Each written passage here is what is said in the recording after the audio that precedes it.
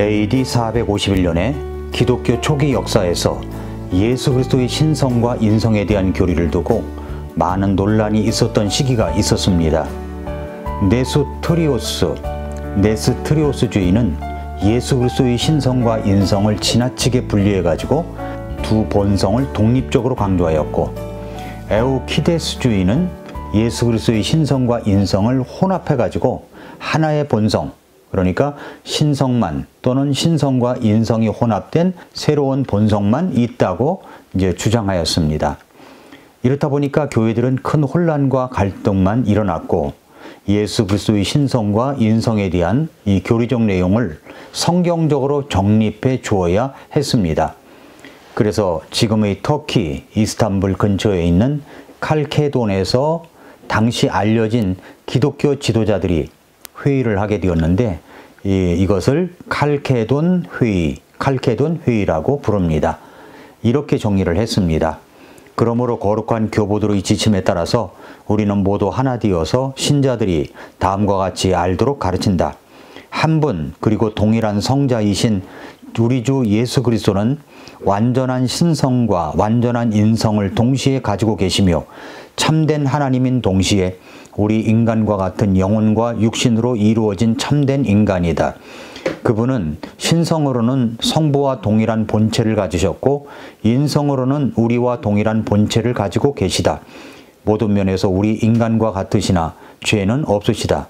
신성으로는 이 세상 이전에 성부로부터 나오셨으며 인성으로는 우리와 우리의 구원을 위하여 하나님을 잉태하신 동정녀 마리아에게서 나셨다. 그리스도 성자 주 유일한 독생자이시며 신성과 인성 두 가지 속성을 가지고 계시며 그 두 속성은 혼합되지 않고 변화되지 않으나 또 구분할 수 없으며 분리할 수도 없다.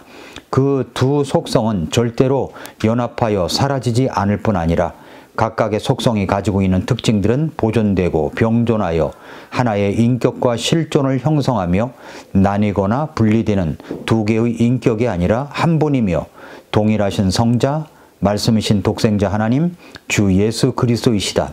이 사실들에 대해서는 예로부터 대언자들이 그분에 대해 말했고 우리 주 예수 그리스도가 친히 우리에게 가르쳐 주셨으며 교보들의 믿음이 신조로 우리에게 전해 내려오고 있다. 이런 내용입니다. 칼케돈 회의는 교회사적으로 볼 때 정통 기독교 교리를 확립한 중요한 회의로 전해 내려오고 있습니다. 우리는 지금 그리스도론을 배우고 있습니다.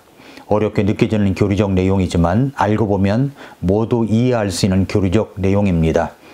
금년도에는 좀 깊은 말씀, 깊이 생각하고 또 깊이 주님을 알아가는 해가 되자고 말씀을 드렸었죠. 이제부터 우리가 알고자 하는 것은 성육신한 그리스도의 완전한 신성과 그리고 성육신한 그리스도의 완전한 인성, 그러니까 그리스도의 신성과 인성에 대한 것을 찾아보겠습니다. 이 시간은 먼저 성육신한 그리스도의 완전한 신성에 대한 주제입니다. 성육신한 그리스도의 완전한 신성의 증거들이 있습니다. 첫째 증거는 예수 그리스도에게 특별한 신성의 이름과 명칭이 붙여졌다는 것입니다. 예수 그리스도에게 붙여진 이름이 16개나 있는데 모두 예수님의 신성을 분명하게 말하고 있는 명칭입니다. 몇 가지만 찾아보면 첫째는 하나님의 아들, 예수 그리스도를 하나님의 아들이라고 부르는 명칭이 40번 나옵니다. 예수 그리스도는 스스로도 이 명칭을 사용하셨습니다.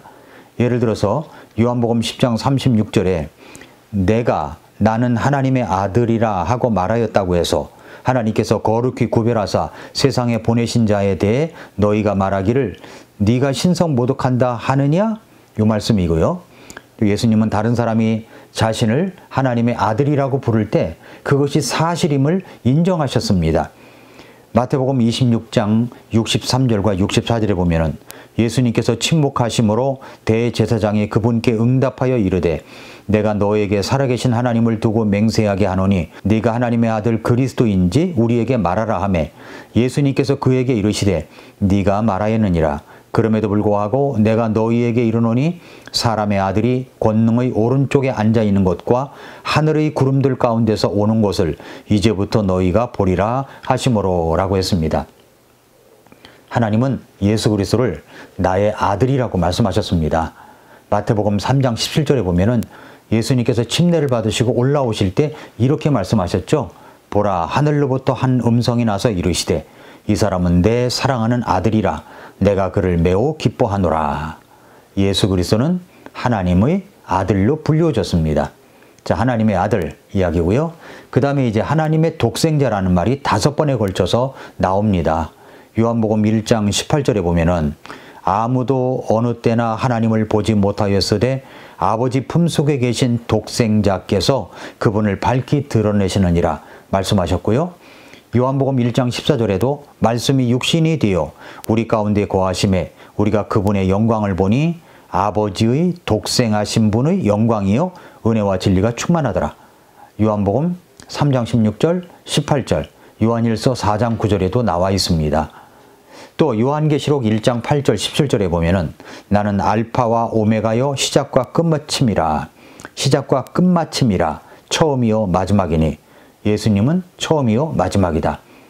또 베드로는 사도행전 3장 14절에서 예수 그리스도를 거룩하신 분, 의로우신 분이라고 불렀고요. 그리고 또 신약 성경에서 수백 번에 걸쳐서 예수 그리스도를 주라고 했습니다. 이 말은 구약에서 여호와에 대응하는 말입니다. 이 말이 고린도전서 2장 8절에는 영광의 주라고 불리셨습니다. 도마는 나의 주시며 나의 하나님이시라고 요한복음 20장 28절에 고백했습니다. 마태복음 1장 23절에서는 임마누엘, 하나님이 우리와 함께 계시다로 불리우셨습니다. 디도서 2장 13절은 저 복된 소망과 위대하신 하나님, 곧 우리 구원자 예수 그리스도의 영광스러운 나타나심을 기다리게 하셨느니라 했는데 우리 주 예수 그리스도는 하나님이셨다라고 하는 것을 이야기하고 있는 겁니다. 자, 이것이 이제 첫 번째 증거고요. 그 다음에 이제 두 번째 증거는 예수 그리스도는 하나님만이 하실 수 있는 사역을 행하셨다는 겁니다. 하나님만이 하실 수 있는 용서를 해주셨습니다. 마가복음 2장 1절부터 12절에 보면은 마비병 환자를 고치시면서 그러나 이것은 사람의 아들이 땅에서 죄들을 용서하는 권능을 가지고 있음을 너희가 알게 하려 함이니라 하셨죠? 예수님은 용서를 하시는 분, 하나님만이 하실 수 있는 속성을 갖고 계신 분입니다. 예수님은 부활의 능력도 갖고 계십니다. 요한복음 11장 43절, 44절에 보면은 나사로야 나오라 하니까 죽은 자가 손발이 수의로 묶인 채 나오는데 얼굴이 수건으로 묶여 있으니까 예수님께서 풀어주어 다니게 하라 이렇게 말씀을 하셨었습니다. 죽은 자도 살리시는 분이십니다. 예수님은 하나님만 하실 수 있는 심판을 하시는 분이십니다. 요한복음 5장 22절 27절에 보니까 아버지께서 아무도 심판하지 아니하시고 오히려 모든 심판을 아들에게 맡기셨으니 그가 사람의 아들이므로 그에게 또한 심판을 집행할 권위를 주셨기 때문이더라 말씀을 했습니다. 여기까지가 이제 두 번째 증거. 예수님은 하나님만이 하실 수 있는 사역을 하셨다는 겁니다. 그리고 이제 세 번째 증거가 있습니다. 예수 그리스도는 하나님만 가지고 계신 속성을 모두 가지고 계셨습니다. 먼저 영원성. 예수님은 창세전부터 존재한다고 말씀하십니다. 요한복음 8장 58절에 예수님께서 그들에게 이르시되 진실로 진실로 내가 너희에게 이르노니 아브라함이 있기 전에 내가 있느니라 하시니라 말씀하셨고 이것은 영원성이죠. 그 다음에 편재성. 예수 그리스도는 어디든지 계시는 분이십니다. 마태복음 18장 20절에 두세 사람이 내 이름으로 함께 모인 곳 거기에 나도 그들의 한가운데 있느니라 하시니라. 편재성이죠. 마태복음 28장 20절에 보라 내가 세상의 끝까지 항상 너희와 함께 있느니라 하시니라. 어디든지 계시는 분이십니다. 그 다음에 전지성. 예수 그리스도는 전지한 존재만이 알 수 있는 사실들에 대해서 알고 있음을 보여주셨습니다. 마태복음 16장 21절에 보면은 그때부터 예수님께서 자기가 반드시 예루살렘으로 가서 장로들과 수제사장들과 서기관들에게 많은 일들로 고난을 당하고 죽임을 당하며 셋째 날 다시 일으켜질 것을 자기 제자들에게 보이기 시작하시니 누가복음 6장에서 오그라든 손을 고치실 때 그들의 생각을 아셨다고 했습니다. 그러니까 예수님은 모르는 게 없으신 전지하신 분이십니다. 그리고 전능성, 예수 그리스도는 전능한 분이 가지고 있는 능력을 나타내 보이셨습니다. 마태복음 28장 18절에서 예수님께서 그들에게 오셔서 말씀하여 이르시되 하늘과 땅에 있는 모든 권능이 내게 주어졌으니 라고 하셨습니다. 요한복음 11장에서 죽은 나사로도 살리시는 전능성을 보여주셨습니다. 예수님은 하나님만 가지고 계신 모든 속성을 가지고 계셨다는 것이 세 번째 증거고, 네 번째 증거는 성부 하나님과 성자 예수 그리스도의 이름이 서로 연결되어 있는 것을 볼 수가 있습니다. 마태복음 28장 18절부터 20절에 보면은 예수님께서 그들에게 오셔서 말씀하여 이르시되 하늘과 땅에 있는 모든 권능이 내게 주어졌으니 그러므로 너희는 가서 모든 민족들을 가르치고 아버지와 아들과 성령의 이름으로 그들에게 침례를 주며 무엇이든지 내가 너희에게 명령한 모든 것을 그들에게 가르쳐 지키게 하라. 보라, 내가 세상의 끝까지 항상 너희와 함께 있느니라 하시니라. 아멘. 말씀했습니다. 로마서 1장 17절에도 바울은 하나님께 사랑을 받고 성도로 부르심을 받은 로마에 있는 모든 자들에게 편지하노니 하나님 아버지와 주 예수 그리스도로부터 은혜와 화평이 너희에게 있기를 원하노라 했고요. 고린도후서 13장 14절에는 주 예수 그리스도의 은혜와 하나님의 사랑과 성령님의 친교가 너희 모두와 함께 있기를 원하노라. 아멘.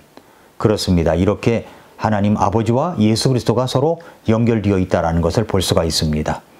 성도 여러분, 지금까지 우리는 예수 그리스도의 신성에 대한 성경적 증거들 중 일부만을 살펴보았습니다. 정말로 그 증거는 방대합니다. 예수 그리스도는 하나님이십니다. 성자 하나님이십니다. 이 내용을 통해 우리에게 주시는 메시지를 세 가지로 제가 요약했습니다. 첫째는 예수 그리스도의 성육신하신 완전한 신성은 분명하고 확고하다는 겁니다. 성경은 예수님이 하나님의 독생자이시며 하나님이심을 반복적으로 증거하고 있습니다. 예수님께서는 하나님의 이름과 속성 그리고 사역을 하고 계신 분으로서 참된 하나님으로 인정받으셨습니다. 이러한 사실은 예수님이 우리의 믿음과 구원의 중심이 되심을 분명히 보여주고 있는 내용이고, 두 번째로 예수님은 하나님만이 하실 수 있는 일들을 행하셨습니다. 예수님은 죄를 용서하시고 죽은 자를 살리시며 궁극적으로 심판과 구원의 권한을 가지고 계신 분으로서 하나님만이 가지실 수 있는 능력과 권위를 소유하셨습니다. 이것은 예수님을 단순한 선생님이나 예언자나 대언자가 아닌 참 하나님으로 믿어야 함을 의미하는 것입니다. 세 번째, 예수님은 우리의 구원을 위해 이 땅에 오신 참된 하나님이자 참된 인간이셨습니다.